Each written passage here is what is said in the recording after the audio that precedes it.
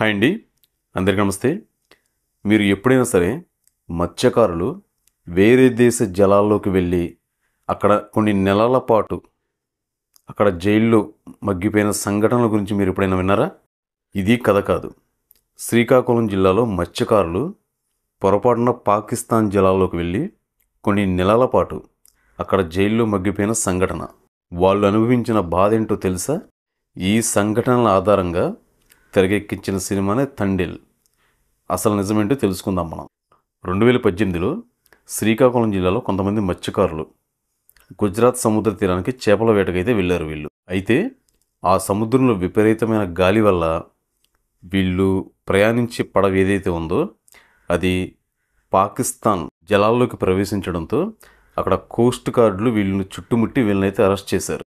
వారిని పాకిస్తాన్ కోర్టు వీళ్ళని గూఢచారులుగా అనుమానించి వీళ్ళని కరాచీ జైలుకైతే పంపించింది. దాదాపు వీళ్ళు 13 నెలల నుంచి 14 నెలల వరకు వీళ్ళు కరాచీ జైల్లో వీళ్ళు మగ్గిపోయారు. అక్కడ వీళ్ళు ఎన్నో ఇబ్బందులు అయితే పడ్డారు. వీరి కుటుంబ సభ్యులు భారత ప్రభుత్వాన్ని సంప్రదించి వీరిని ఎలాగైనా సరే విడిపించాలని చెప్పి ప్రభుత్వాన్ని అయితే వేడుకున్నారు. భారత ప్రభుత్వం పాకిస్తాన్తో చాలా కాలం పాడైతే చర్చలు జరిపింది. లాస్ట్కి వీళ్ళని 2023లో అయితే రిలీజ్ చేశారు. ఇది కేవలం ఒక సినిమా అయితే కాదు, అసలైన జీవిత పోరాటం. వీళ్ళ నిజ జీవిత ఆధారంగానే తండేల్ మూవీ అయితే చందు ముండేటి గారు అయితే నిర్మించారు. నాగ చైతన్య మత్స్యకారుడుగా, సాయి పల్లవి వచ్చేసి ఆయన భార్యగా అయితే ఈ సినిమాలో నటించారు. అయితే ఈ సినిమాలో మత్స్యకారుల జీవితం ఎలా ఉంటుంది ఏంటి అనేది కళ్ళకు కట్టినట్టుగా అయితే దర్శకుడు చాలా చక్కగా అయితే చూపించారని మనం అనుకోవచ్చు. ఈ సంఘటన గురించి మీకు ముందుగా తెలుసా?